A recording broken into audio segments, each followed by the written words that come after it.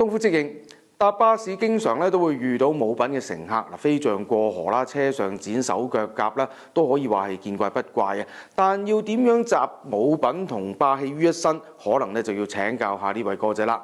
網上討論區流傳一幅照片啊，一位年輕人坐喺巴士上層最尾一排位置，雙腳呈八字形張開，再放喺前面座位，而自己就一邊喺度玩手機，完全進入忘我境界。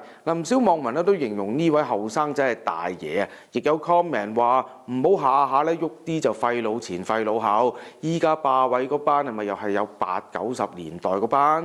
呢啲情況不嬲都有啊，只係以前冇社交媒體咁解啫。至於面對呢啲情況，除咗影相，仲有咩可以做呢？面斥不雅固然係一個選項啦，亦有唔少網民建議入佢中路啊。問題係無論動口抑或動手，以香港人依家咁燥底分分鐘又係嗌大交收場嘅啫。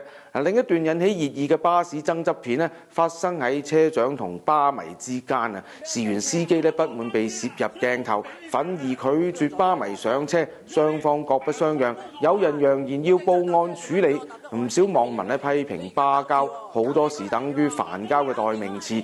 仲估計車長都唔係第一次受到同類嘅滋擾，亦有人認為巴迷又唔係衝出馬路，車長似乎唔使咁勞氣喎。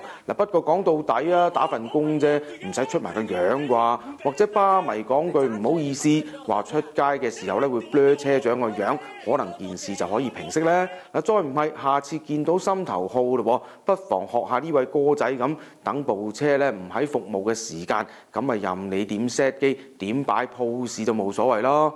好啦，今集節目時間差唔多，大家有咩申訴，記得致電我哋爆料熱線36003600，等我哋第一時間同大家東夫直認。拜拜。